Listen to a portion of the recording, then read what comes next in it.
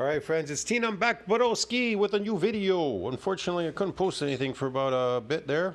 It's a little bit busy, but okay. And we're gonna do a video, man, reaction video to JasonBlaha, our favorite YouTuber to do reaction videos on the gym, lifting, recruiting, lifting gear slave himself. JasonBlaha, yes. All right, let's see what he has to say.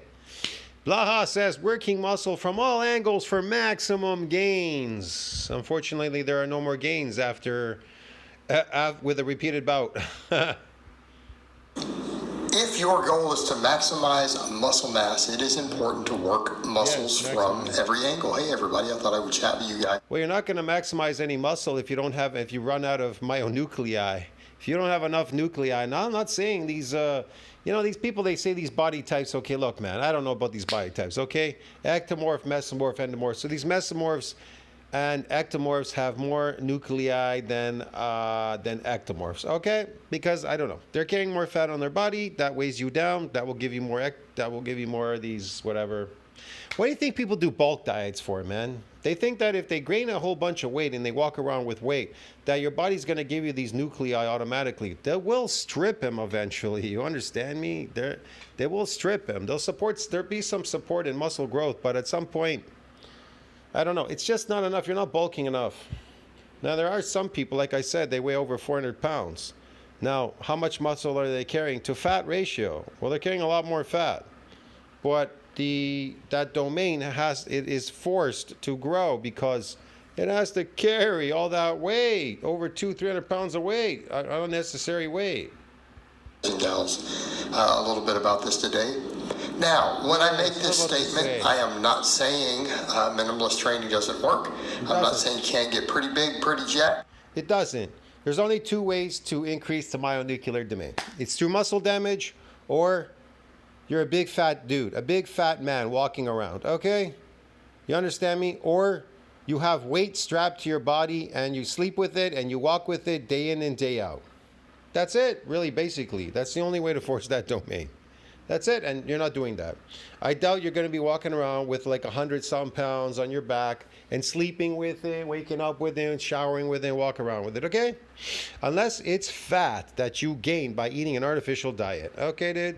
Pretty strong on training minimalism with just a few exercises. So we do need to be clear on that. So again, before anyone says... Yes, you are all wasting your time in the gym. You are not building muscle because all of you have reached a myonuclear domain size limit. Maybe you don't want to understand it. Maybe you don't care. I'll bring it up again as I usually do. All right. So what's a unique feature of untrained muscles? Well, a unique feature of untrained muscles are they get stiff and sore the next day afterwards because of damage to muscle fibers. Look what it says here. Untrained subjects become stiff and sore the next day. That's a unique feature of eccentric. Eccentric exercise is that untrained. So listen to the word. Eccentric and untrained. They didn't say trained muscles, broski. Get it? You understand me? What does that look like? It looks like this. Let me show you what it looks like. Those untrained muscles. All right, this is from nuclei acquired by overload exercise, right there, NCBI. Scroll down here, famous map, as usual, right there. All right, what's it say there? What's it say there, Dudski? What's it say? It says untrained, first training satellite cell fusion. Then it says hypertrophy there at the top, see that? Then it says detraining and retraining. Notice that there's no more nuclei. There's no more satellite cell fusing its nuclei to that domain to do what? To support further muscle growth. It didn't say trained muscles there. It says untrained muscles. Get this. And then it ends. You want to know why it ends? Because it ends right here, dude. This is where it ends, right here. They call it a myonuclear domain size limit right there. See that? Because MND size has a ceiling limit during what? Hypertrophic process, beyond which extra myonuclei are donated by satellite cell to support further muscle growth. See that? Satellite cell and hypertrophy reach the ceiling limit. See that hypertrophy right there? It reached a fucking ceiling limit, dude. And the satellite cell over there, it can no longer donate any more extranuclei to that domain to do what? To support further muscle growth. So you're like a dog chasing its tail in the gym, and then you're like, oh, I got a bulk diet, I got a fake diet, I got a fake food, I got artificial muscle create, I got to take creatine water, terkesterons, and all these modulators, and create phony fake muscles. Get it? Because I can't get any more nuclei. You get it, man? Man, this guy, your trainer here, or whatever the hell he is, this fitness dude, this slave, is brainwashing you, bro. Be clear on that. You're brainwashed. So again, before anyone says, but you've also put out minimalist routines and done some of it in the past, that's true. And None of these routines are going to do anything. Have you noticed he's reached a myonuclear domain size limit? Why do you think he's not growing? He's lifting every day. Why aren't those muscles growing? Why? And you can still get results doing that. And in fact, for people who have really limited time, there can be something to that. But I would throw the caveat in, it doesn't take that much time to do some really short break, high rep pump sets on some smaller movements afterward. Short break pump sets. Look how small his arms are. Look, he's just got bones. He's just bony and kind of fatty. A lot of skin hanging there. Look at his legs and everything. Poof. Just an FYI, it doesn't really take much time. Sometimes that can add 5-6 minutes to a workout, and it can still give you some of what. The only thing he knows how to do is eat carbohydrates and buff out. That's it. Add 5-6 minutes to a workout, and it can still give you some of what we're talking about here. So I do want to. No, it can't. You're not going to get anything there. Be very, very clear when I make that statement. You can still get pretty good gains with training minimalism. However, if some. No, you can't get any gains with minimalism. Once you've reached a domain size limit. One says, hey, I am really trying to get the most gains possible. No, you're not going to get any gains. You're just wasting your time forever and ever and ever and ever. I'm trying to maximize running results. I want my delts as big as possible, or my quads as big as possible, or my arms as big. Yeah, they're not getting. You can say that all you want. That doesn't mean they're getting bigger because you say they're getting bigger. Well, I want my arms to get bigger and all that, but guess what? They're not getting bigger. They're not getting bigger. You can eat carbohydrates and blow them up with air. Blow them up with air, and they'll get bigger with air. Big as I can get them within reason. Then it does make sense to really work all these different angles, and there's a lot of reason for it. A lot of it is the simple fact that No. He's not. Look at him. He's been lifting. He's been lifting on this channel for what? How much muscle has he built? He says he has this channel for 10 years or something, a decade now. Okay. Where's all that muscle in a decade that he built? Where is it? Nowhere. that the most obvious, not all the exercises we do work all the heads of a muscle. No. Okay, they don't. Your quads have 4 heads. Okay, your pectorals have a couple different. Look, man, I can prove all these people wrong. It's not hard to do it. There's information out there. And all these other studies, when they're showing people, oh, they gain this muscle, they gain that muscle, whatever, these studies, whatever, these phony studies, okay? Those studies are to show you what people are getting doing that exercise. How much are they getting doing this, doing that, whatever? And the majority of it is untrained. And then when they do it on trained people, it's because when they do it on trained people, they get them to do exercise that they were unaccustomed to doing. You understand me, man? They were untrained doing those exercises, and that rep scheme and exercise, they were untrained. Even the trained athlete. If you're too stupid to understand that, I can't explain it to you. If you don't understand these stupid ass studies that come out about lifting, when they say these people are gaining this muscle, gaining that muscle, whatever, you don't know what muscle they're gained. Is it sarcoplasmic? Is it myofibrillar? Did they tell you? They say he was a trained athlete. Okay, he's trained. What field? I don't know what he's training for, what he was training in, but I know the exercise that they got him to do. When they say they have untrained subjects, they mean it, but you don't understand what they mean by untrained.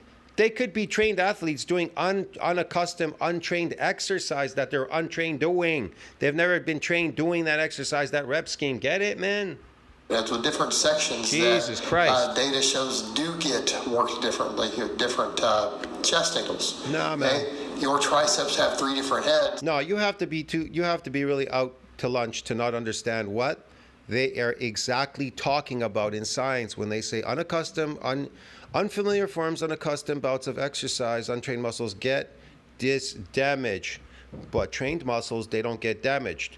But a trained person that does something that an unaccustomed bout of exercise will get this damage if they're unaccustomed doing it. And then they'll get some muscle there. You get it, man? Doing whatever that exercise is, okay? You understand me, bro? Jesus.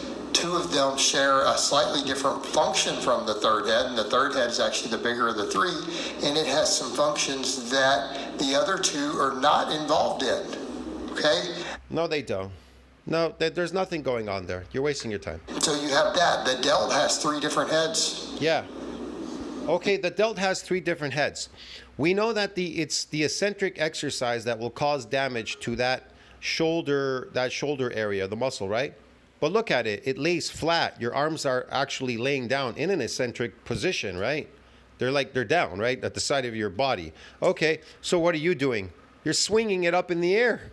You're doing concentric exercises. That's not associated with muscle damage. Eccentric is associated with damage.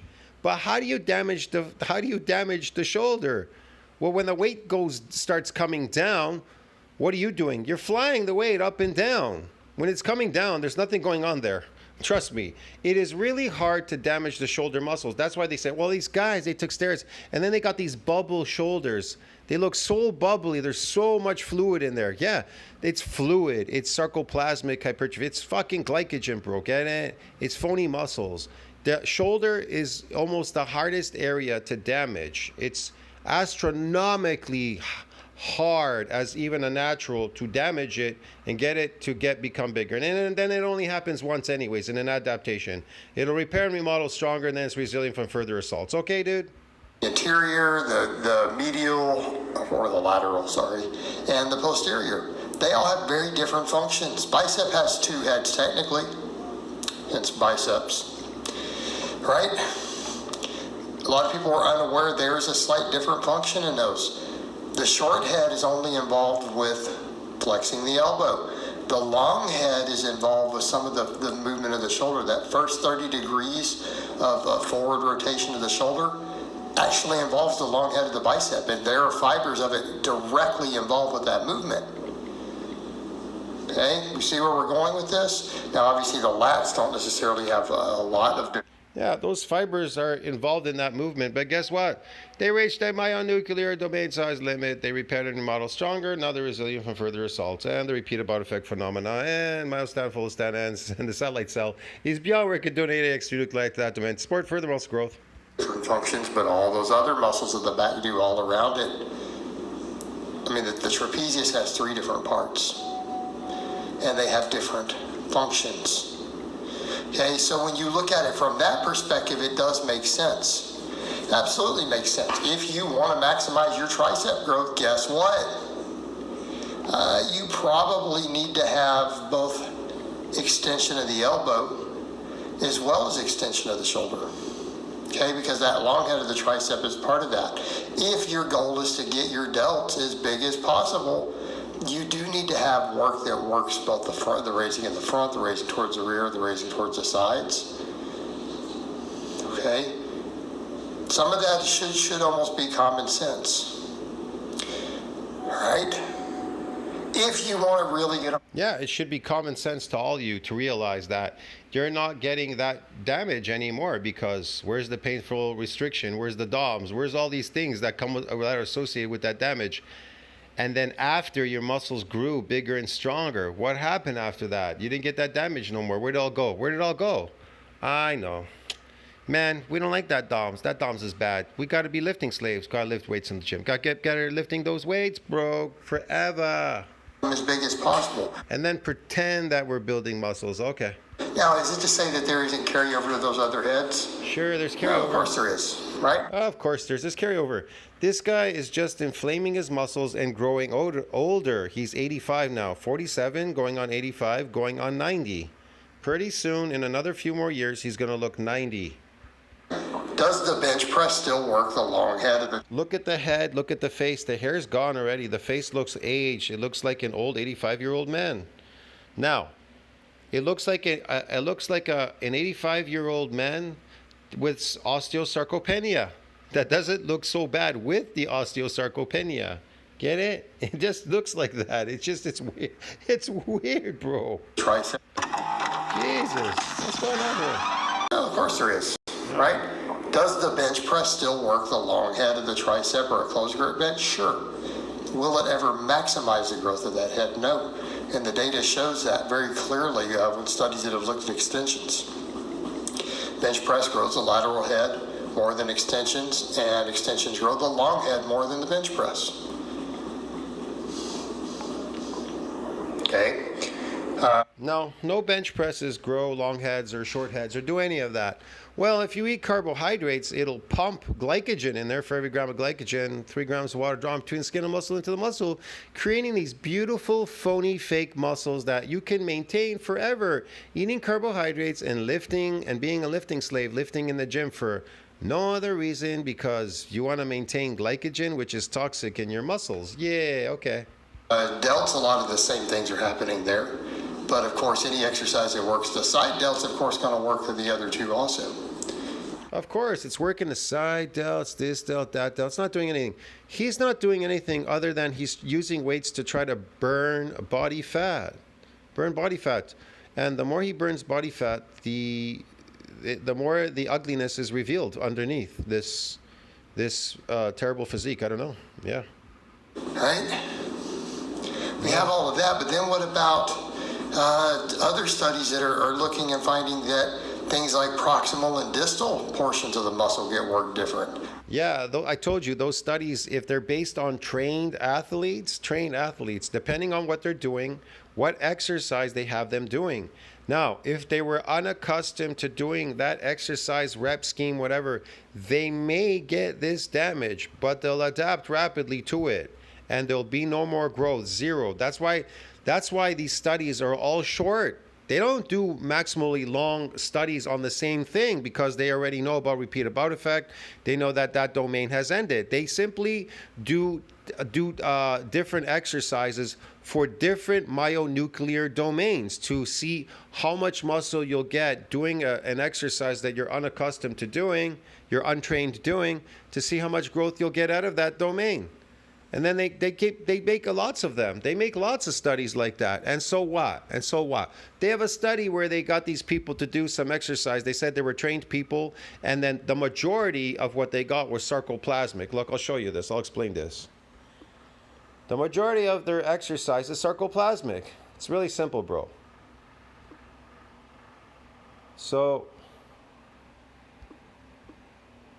like I said, if you don't understand it, then I can't explain it to you, broski. Get it? So myofibrillar hypertrophy in response to 6 weeks of high volume resistance training in trained young men is largely attributed to sarcoplasmic. Why is high volume resistance training, especially in trained young men, why is it attributed to sarcoplasmic? Because a good majority of their muscles is already trained, definitely trained, okay? But largely is attributed to sarcoplasmic. Why is that? Because it's very minimal that they may be unaccustomed to doing. They had them do this exercise, and it's a possibility that they weren't exactly fully unaccustomed, maybe partially. And so, yeah, they may have pushed that domain a fraction, but the majority is sarcoplasmic, because once you become trained doing these exercises, it takes on a life of its own called sarcoplasmic hypertrophy. And what is that? Sarcoplasmic hypertrophy is artificial muscle growth. It's based on glycogen loading.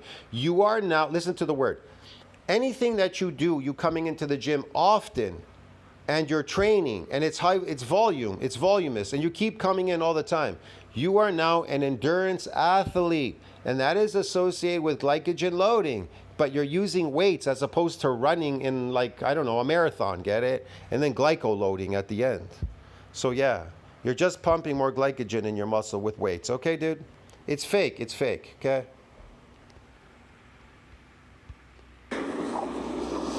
See, See where we're going with this? It's something as simple as a bicep. You know, I've discussed that in videos where I talk about certain exercises being better for the lower bicep. Yeah, see where we're going with this? Do you see? Do you see where we're going with this? Yes. But had someone laugh and say, oh, what's the lower bicep? It's not that complicated of a muscle. Well, glad that you asked that. There have been studies with EMG sites and then MRI sites to where they've looked at muscle growth, and what did they find? They found that preacher curls grew the lower half of the bicep more than the upper half. Does it mean it didn't grow it at all? No, but it did grow more. And it was compared. Yeah, they did a study and they got them to do something that they were unaccustomed to. How much did it grow? Minor, it was minute because they were already adapted to a lot of the stuff that they were doing. So it had to have been something they're very unaccustomed to doing. They question them and they say, have you ever done this amount of reps of doing this, about this scheme, about that? And they go, okay, are you trained? Have you never lifted weights before? So these guys, they always go, oh, they're untrained athletes. No, they're not. They're untrained athletes. But they were untrained doing that fucking exercise, you morons out there that don't listen. Get it? You understand me? Because a unique feature of untrained muscles, listen. A unique feature of eccentric exercise is that untrained subjects become stiff and sore the next day afterwards because of damage to muscle fibers. What is another thing? Well, here's another thing. I'll read it to you. If you don't get it, get it? Hold on a second. I don't know why this fucking thing ain't working.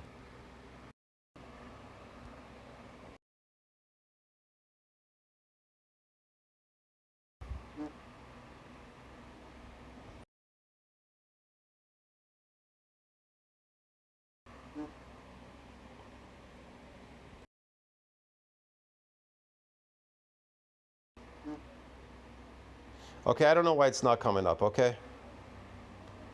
So every time I do it, it comes up.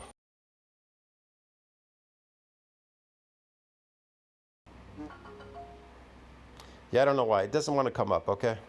So unaccustomed, unfamiliar forms cause this damage. Okay, dude? It's really simple. Right here. Unaccustomed exercise consisting of eccentric exercise muscle contractions. Muscle damage characterizes ultrastructural alterations to muscle tissue. Clinical signs and symptoms: reduced muscle strength and range of motions, include muscle soreness and swellings. Are you getting that? No. So shut the fuck up, okay? He's not getting any of that. Paired with incline curls, and it was kind of reversed. The upper part grew a little more than the lower. But you could look at something like that and go, aha, but they make sense because they're both a stretch type movement for the biceps. But look at the shoulder position. It's dramatically different, right? The shoulder angles are different because on the preacher curl, you're way out in front. The incline curl, because you're at an incline, the elbow is behind you. So again, extreme opposites. It's almost like comparing an incline with a decline bench press, right? It almost literally is the same thing. It works the upper versus lower bicep more according to the data, just like an incline versus a decline bench. So you have all of that, but we have definitely seen data to where it's proximal and distal. So we start looking at stuff like hamstrings. Brother, I get really tired of doing these videos again and again and again. That's why when I go through them, I get sloppy when I'm talking because, it's really boring. People, it goes in one fucking ear in some people and going out the other ear. They don't pay attention or listen. There have been good studies that show that the hip hinges tend to work the hamstring a little more up. You aren't building any muscle, okay? And to force that domain is very difficult. Again, you have to be unaccustomed, untrained, unfamiliar forms, get that damage. And I don't see any of you doing that, okay? It's really simple. On the top half towards the glute, whereas in a lot of the isolation movements work the lower insertion more. So those proximal versus distal ends of a muscle. So when we look, you don't have to do a full concentric range. You need to do many repetitions, fast, rapid, many repetitions. Look, cable machines are amazing for this. Grab one cable, you know those, grab it like a hammer curl. Grab the cable like you're doing a hammer curl. Put a weight on there, heavy, enough that you can manage it without busting your bicep, just enough. Now, pull it up and bring it down. You don't have to bring it all the way up to your fucking chin, all right? Like a loser. All you have to do is bring it up in the air a bit and then down. So it's going to pull, the weight is going to pull you down. So you're going to do what they call a stopping motion. That is, that braking motion is going to cause the brakes, going to cause the busts, the damage, the micro damages to the muscle fiber. So it has to be repetitive, a repetitive, fast motion, isokinetic, fucking iso whatever, eccentric movement, concentric movement, and it has to be rapid. It has to be an overworking of that muscle, and you have to focus on the eccentric. Stop focusing on concentric if you want to cause damage and grow these muscles big and strong so they're permanent. Look at all of this, it makes sense. That's why when there was at least one study done that looked at multiple exercises, they found when volume was equal, like let's say they did 10 sets a week, if they split that volume over 2 or 3 exercises instead of one, even though the relative intensity, even if they were sets to failure, the volumes were similar, like, whatever, sets of 10 to 12 to failure. The multiple exercises tended to cause slightly more muscle growth in the target muscles. Well, it makes sense that we would see that based upon these other things. So do you see where we're going with this? He's just making this shit up. He doesn't even understand the studies. Did you guys understand when I explained it to you? Yeah, I hope you did. Can you build a muscle pretty big off of a single exercise? You bet. Can you build big biceps with just You can't build anything if there's no damage.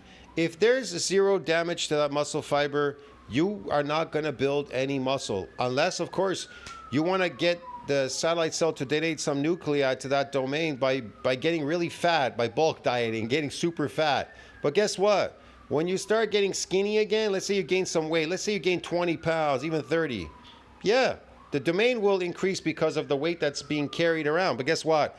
It'll subside, it'll shrink and get small again because you got skinny, because, I got to get ripped again. I got fat, I got ripped, I got fat, I got... You didn't even get that fat. Did you get to be Sangashvili's weight, 400 pounds? No. barbell curl? Probably. You build big pecs with just a flat bench? Probably. No, you're not. Build big quads with a squat? Of course you can. Can they potentially be bigger? No, you're not. He's lying to you. He's lying. If we did the same total amount of sets a week over more than one exercise. If we go off of the research and the common sense and the real world observation, the answer appears to be yes. So if our goal is to really get the most possible, it makes sense to work multiple angles. Notice I didn't even say to do more volume. I simply said to work more angles. All right, guys, but that's really all I have to say on that today. I hope it's been informative, and I'll talk to you guys and gals next time. Yeah, it was very uninformative. I'll see you in the next one, friends. I hope you understood that video. See you in the next one. Ciao. Like, subscribe, support the channel, comment down below. Helps with the algorithm. See you later.